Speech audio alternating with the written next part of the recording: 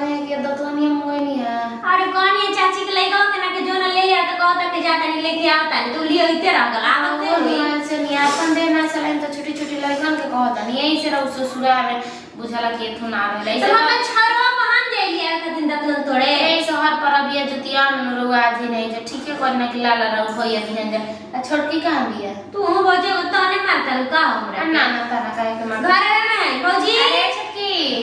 हां दीदी जी हां आ वो है जो सुनो वो पहले पानी तो खा लिया तो और कौन है कि ये बहुत खाला ठीक कर दो दिन अलग बड़ा रंग दे अच्छा लोकड़ा रंग दो कौन चलो जा कोई तो आइबो नहीं के करता सुना केरा से वो झरवा में डाल दे बगल गाना नहीं के केरा वार खीरा के वो झरवा में डाल देनी अब कपड़ा का सड़ी है अच्छा ठीक बा कौन देखा तालु कौन जगह में पूछा था कि गीतिया नहीं कि आजकल गावत कि नदिया ना है नहीं कि सजा का कर पहले वाला जुग जमाना नहीं के सब अपन कले पर नहा के आज पर्व करे तैसन पहले एगो हमनी के जुग रहे कि देखबू तो जाई ज हमनी के सखी जुट के नदी नहाए मुंह धोते औने से कथा सुने के बरिया जाना त नदी पे ताऊ जाई है जे चाची होरी स्मिता पर पढ़ हो आओ का होता है हम बोल गोड़ रंगा त तैयारी हां छोटकी गोड़ रंग हम गोड़ रंगवा दी रहल अच्छा ठीक बा राम दी सब कोलन जाए लगा सब कोई नहरी नहाए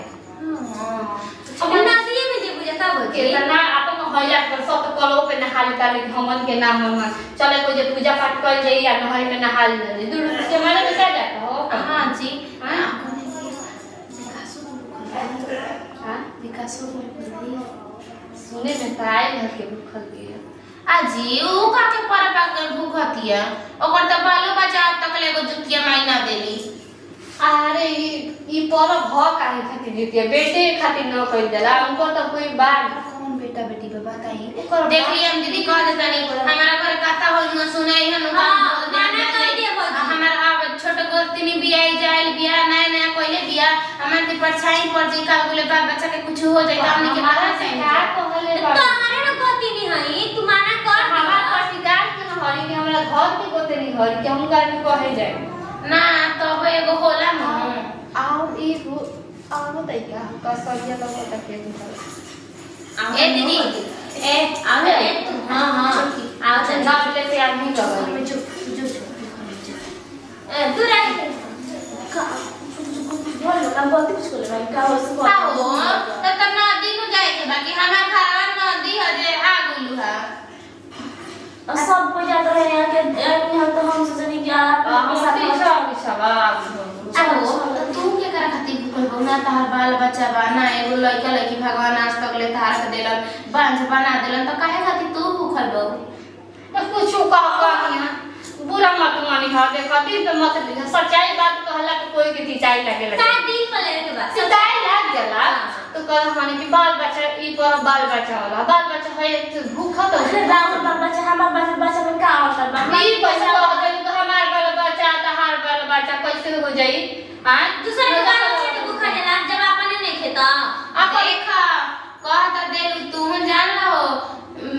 कहबू त कहती है न तो देख लिया तोहरा बाल बच्चा खातिर भूखल बा आजकल के जमाना नहीं थे मुआरे खातिर कोई भूखल बा कि जियारे खातिर तू जानत हऊ आई ऐसे काहे कह दे बाल बच्चा के तब को खातिर मुआ के भूखब जी ऐसे कहबो ना देख छोटा की कहे लागी बहुत कोई कहता हमारा अगर हमार बाल बच्चा के कुछ भइल जाते करता रे तो समझिए जुतिया माई के कसम हम एको नतीजा छोड़ब ना जान जो ए जाओ हमारा ऐसे हम कहत रहे भौजी कि माना कर द हमनी के घर में एगो नहीं के बांझ के नाम बांझे होला भौजी भगा दा भगा ए जा हम घर ले जा तू अरे ना दारू कम करम ना चल हम गेट बंद करे चला था द्वार पर छोके आए जान तो का कहल हम आई तू आदमी कहला कि भोरे भोरे उठ के तू ना देखे कचई बाज गाजी के करता बाले बच्चा नहीं कि हमार घर धाम देलस अभी देखी ना हम जाता नहीं अब निमन से पूजा पाठ कर जाए तो होके का जो छाता उतना होता जुतिया भूखल बाड़ू सब सब ना सुनल ठीक बा कनिया के बोला जल्दी चला जाते हैं ठीक बा ठीक चल बा आ रे जो छोटी कोई तम दिखाई के बाद में सब भौजी आओ जी जल्दी हो अरे मुराली में चाची मंगुनिया को चाची पूजा क्या वो क्या ना बिटुया बोले ली वाह थे चल जा दे ले छु बुझा तो जो भूखल लागत है कि चल नहीं ऊपर है देखो तो एगो जान निकल